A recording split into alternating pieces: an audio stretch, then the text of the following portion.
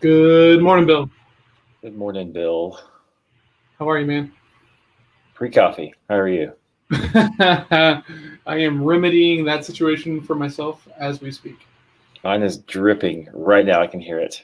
It's like almost torturous because I'm like, uh, what did you say?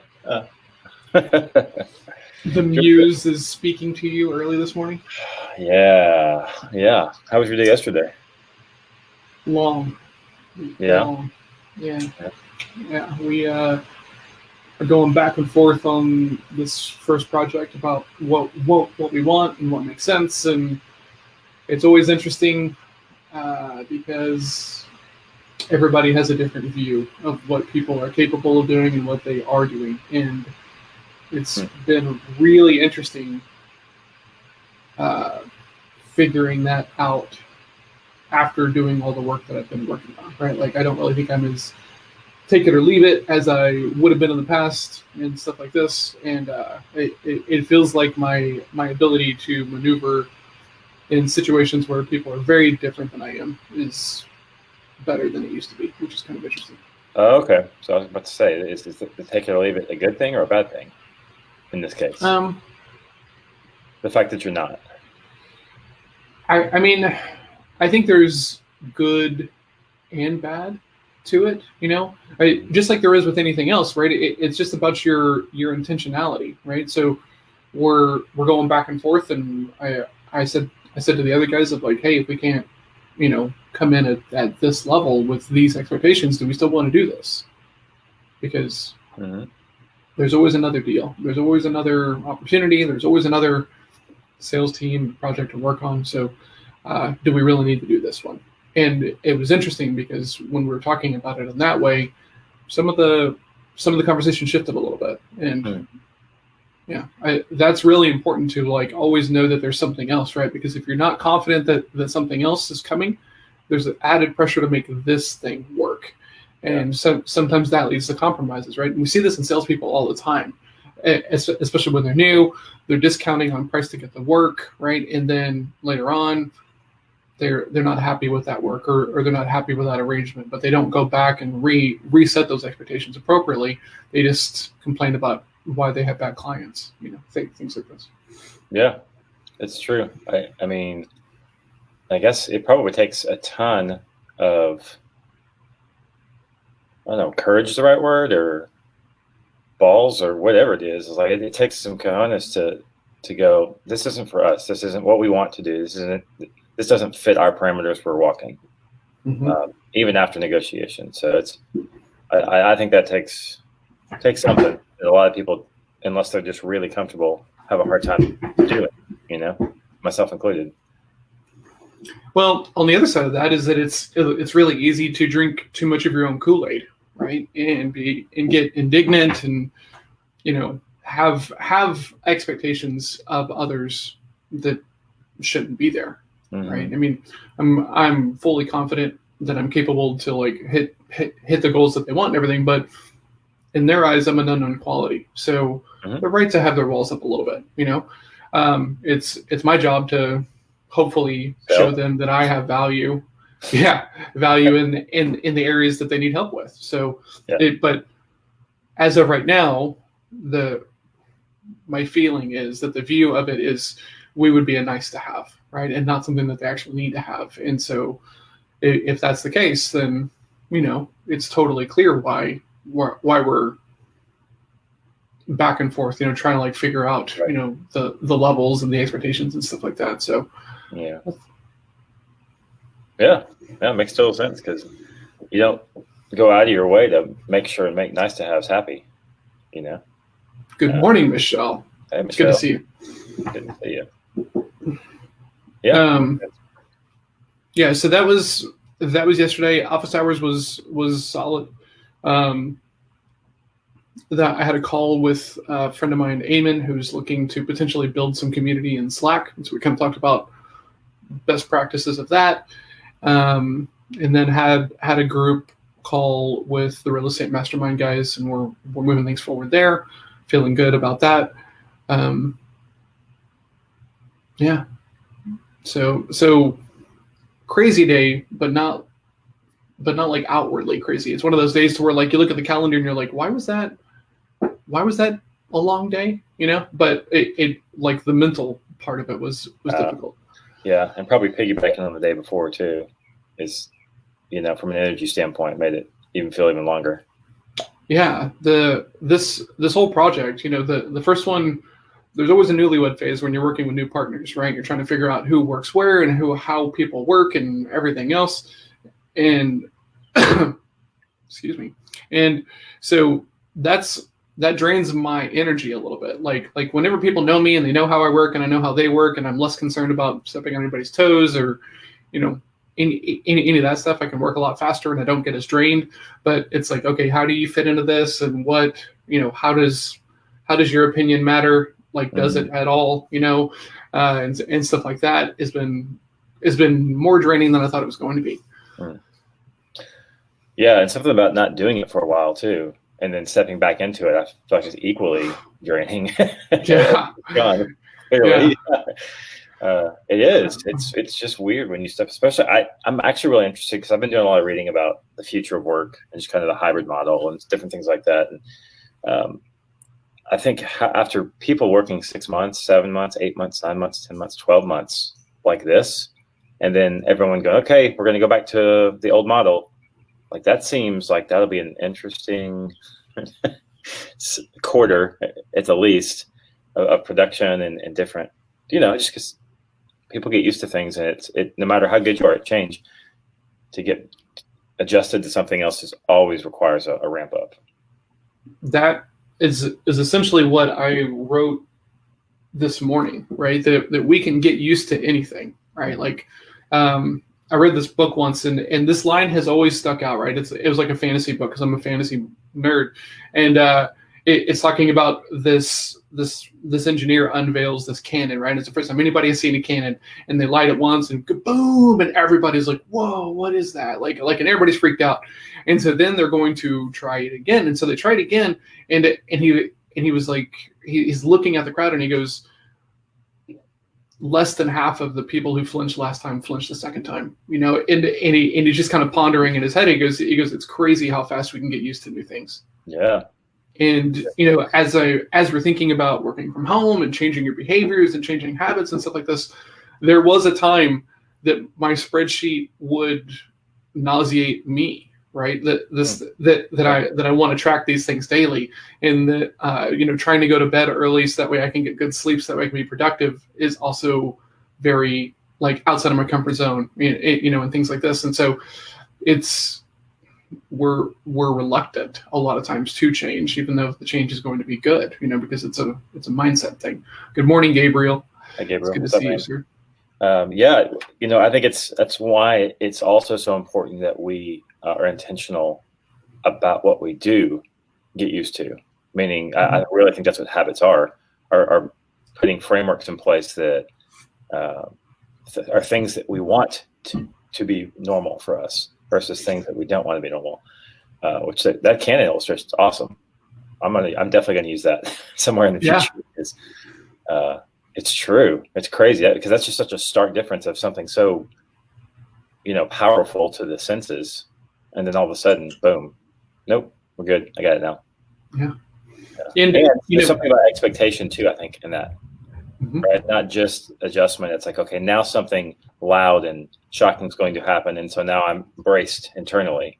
You know, so I may not be used to it, but I'm used to it, if that makes sense. Oh, yeah. I like that a lot. As far as once you've gone through it once and you have some sort of expectation, then it becomes easier to prepare yourself for it the next time, right? So I hear that and I say stop overthinking things and just go do it, right? Which is also something I journaled this morning in my stream of consciousness, right? Like, what's the shortest line between intention and, you know, finishing the thing, right? Okay. And it's action, right? Like, it's not trying to make it perfect. It's not sitting down to brainstorm to like cull out that last like 20% that no one is going to care about other than you anyway.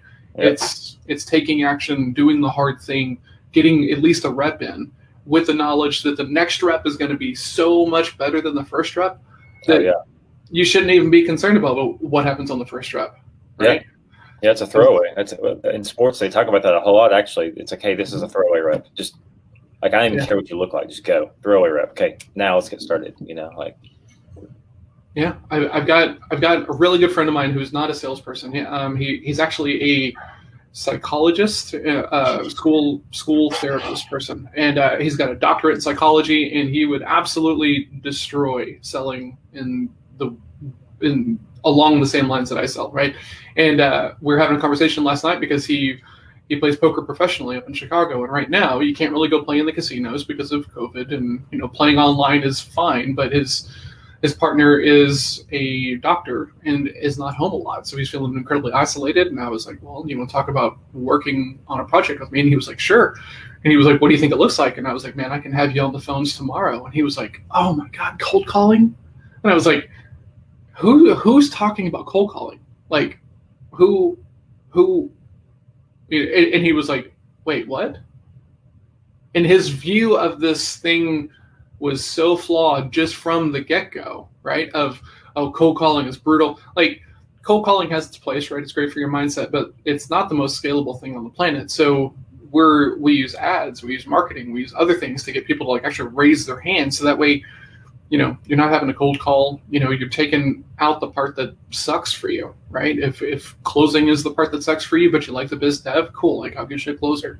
But it was so funny that this guy, I feel like this guy knows more about my stuff and my projects and how I sell than anybody else. And his first thing was, oh my God, I can't get motivated to cold call. Nobody gets motivated to cold call. Like, no one. Oh, just get Casey Collins on your and dude, you were ready to go 5 rounds. Oh my God. Yeah. I just thought that was so funny that his first response was like, oh my God, cold. Oh, ooh. And on the other side of it is like, okay, and like what's the worst thing that's going to happen, right? You waste some time talking to people who are not interested in talking to you. That's also called dating, right? Like, if you're dating, you're gonna spend time with people who you don't like and they don't like you, and you're gonna figure that out over the course of conversation. Sales is not really different. Sure, but it is blind dating. If we're going off the metaphor, right? Yeah, that's fair. So blind dating's not as much fun as like setup dating, probably, or whatever different ways you could think of introducing someone. So that's fair, but ads in LinkedIn is like Tinder, right? I'm swiping, or however this thing works. I've been in a relationship so long, I've never even downloaded one of these apps. So yeah. But yeah, that blew me away. That this person who is very intelligent, very smart, I've been really good friends with for a number of years and knows about my projects, and still has hesitancy about like hopping on to do some work with me because he thinks there's going to be a ton of cold calling involved. Mm-hmm. It's crazy. It's so crazy because it's his expectation, right? His view of what I do. Like, you have to start with cold calling, and so that's actually a really, really, really great thing that's in this book. Is one of the very last steps is you have to bring things forward to people's contexts that they already have. If you have to re-educate your clients, then you've got a lot of work to do, and you're not necessarily going to build the amount of trust that you could if you just went, okay, what do these people already think about what I'm about to sell them? Because then they automatically know what to expect, and then the walls come down. It's kind of like the cannon, right? It's the second time. Okay, I know what to expect. And you go, okay, you know how there's this thing? We're actually this version of this thing. Oh, okay, that makes so much more sense. Okay, I can talk to you now. What did we say that was funny? Let's see. Close of a good day. Hold on. The close of a good day has more biological appeal, though. I mean, okay, that's a thing, but that's why it's an illustration. It's not the same thing. Yeah. Yeah. Thanks, Levi. Yeah. Ruining the metaphor. But here's the deal. When your intention is correct, right? If you provide good value, or if you really help people out, Jeff, one of the first things I was struggling with cold calling because I didn't really want to do it, and I was having a hard time kind of keeping my mindset lined up. And he stops me and he was like, "Hey, if you could cure cancer with a pill, would you have any problem telling everybody about it?" And I was like, "What do you mean?" And he goes, "If you knew without a doubt that you had pills that could cure cancer and it only took one, would you have any problem going up and down telling everybody about it? And I was like, well, no, but that's not what we do here. That metaphor gets used so many places, and it's like, it does. But that's because that's life and death, and you have a silver bullet. Of course, that's not the same as what we're doing here. Because I've heard that lots of different ways. But I get it. On the other side of it, right? Yeah. You have to see value in what you do, right? And some people, and this is why the IDDI is the kind of sought after salesperson, right? Because they're just so easily to motivate by money and winning, right? You dangle a big enough target, a trip, or something else like this, that competitive nature comes forward, and then the D flares up, so they're not really too attached to any one conversation, and they're just going to go out and they're going to win. Right. So depending upon what motivates you, the biological appeal of a date or what happens at the end of a good date might not be the thing that really interests you, because how do you go on that date if you're broke? Go sell some business, and then you can afford to go on dates that have good biological endings, Levi.